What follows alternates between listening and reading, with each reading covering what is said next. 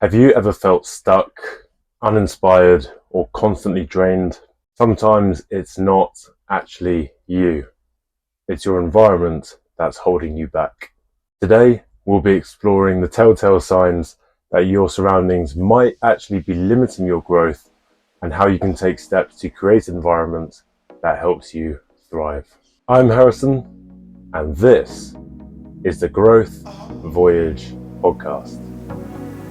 Enjoy.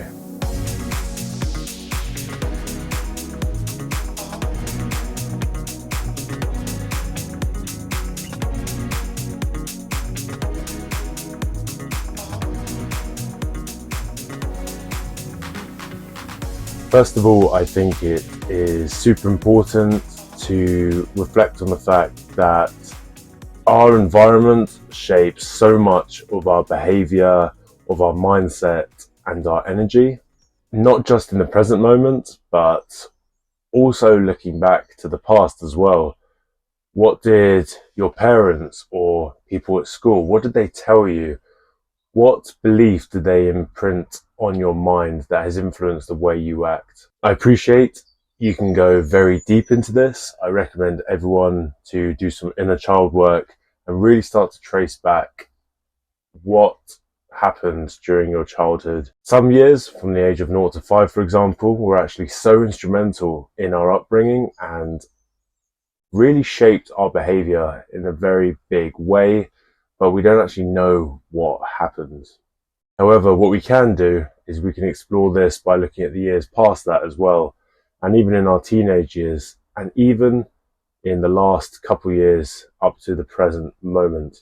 How have all of our experiences over time compounded to create the mindset that we have today? The reality is our environment is kind of like a plant. You can have the best seed in the world, but if the ground is toxic and doesn't serve the seed, as you know, the plant isn't going to grow. The people, spaces, and habits around you directly affect your mental health, motivation, and success. Do the people around you who you spend the most time with, do they inspire you to be better, to push yourself, and do they hold you accountable? Or are they stuck in their ways, and every time you share an idea with them, they put you down or tell you how impossible that idea might be to realize?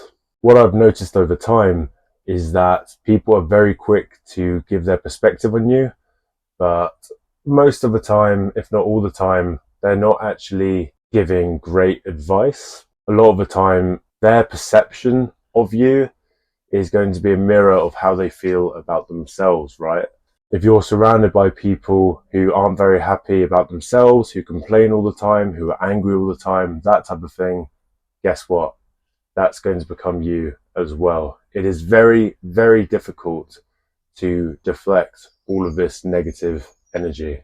I know some people have taken active steps to seek growth-minded individuals when they look to share a flat with someone. What are your flatmates' habits? What do your friends talk about? Do they inspire you or do they encourage bad habits? Something to think about. I also appreciate it can be very difficult when family is involved and figuring out what to do when you love your family, but their blueprint or their values no longer align with yours. But I found a lot of the time you can just accept it, accept that you are different and go your separate ways. This doesn't necessarily have to mean that you cut off all contact from them, but just maintaining your distance, right? You can love people from a distance, same with friends as well. There are some signs that you need to change your environment. Here are some common red flags I'd like to share. I think the first one is emotional. Are you feeling drained, anxious, or uninspired most of the time, right?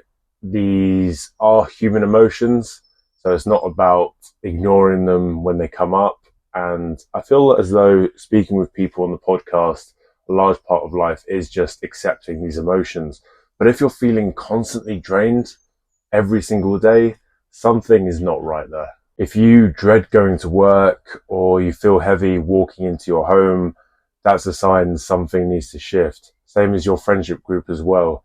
Are you speaking with people and you just feel as though you're using up so much energy just to try and hold a conversation with them? Are you not feeling heard? All of those things are signs that your emotional needs need looking at.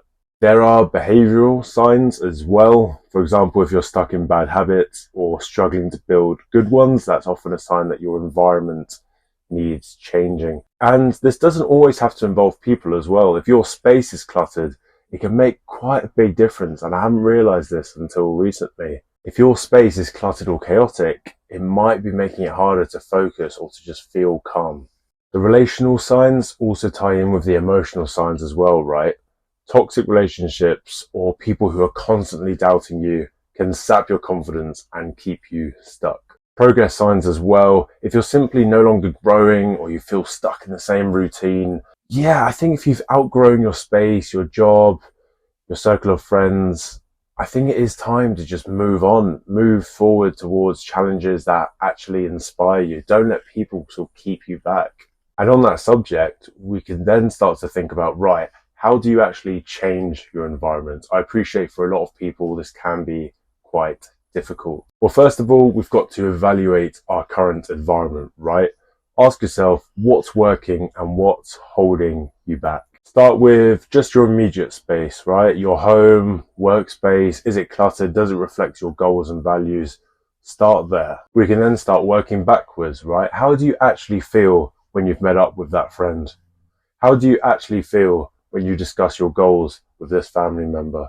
This big shift in your life doesn't all have to happen at once. We can make small intentional changes over time. If you realize that friends no longer serve you or are not aligned with your mission, cool. Start to put some distance between you and them.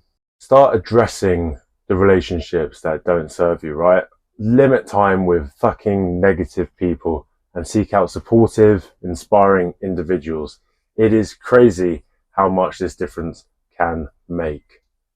I find when we grow up in the box that we do, that's all it is. It is a box. It is people we went to school with. We don't necessarily choose to meet them, but they become our friends because they're the best available option. But I'm telling you, once you go outside of your box and you start exploring alternatives in the real world, you'll start to realize, fuck, there are so many people who align with who I am and who I want to be.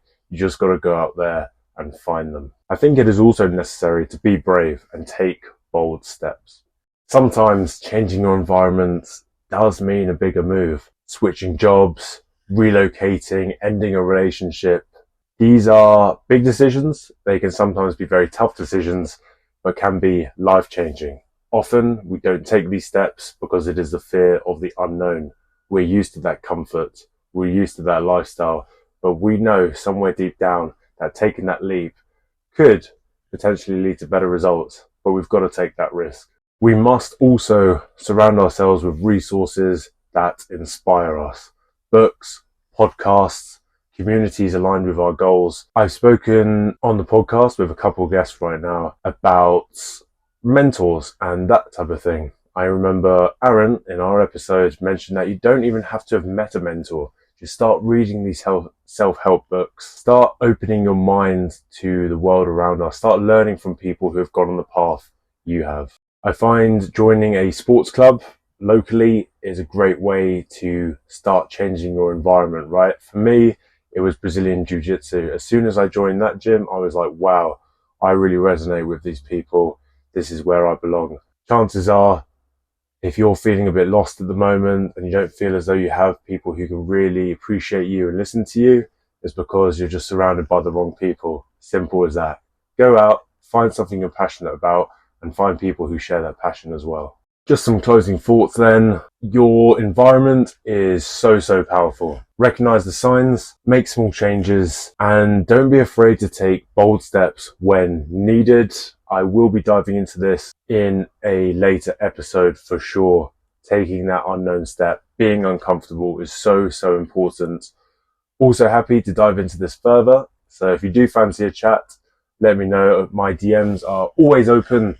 And I'm now currently taking on new clients, supporting them with their goals. If you are an ambitious man and you're looking to take that next step towards your growth, hit me up. We can get a call in and yeah, we can press on from there. So to finish off the episode, I would encourage reflection. What's one change you can make today to improve your environment? Think about it and start small. If you enjoyed this episode, feel free to share it with someone who might appreciate it. Any thoughts, perspectives, or again, if you just want to chat, I'm always here. That's it for now. Take it easy, and I will see you very soon.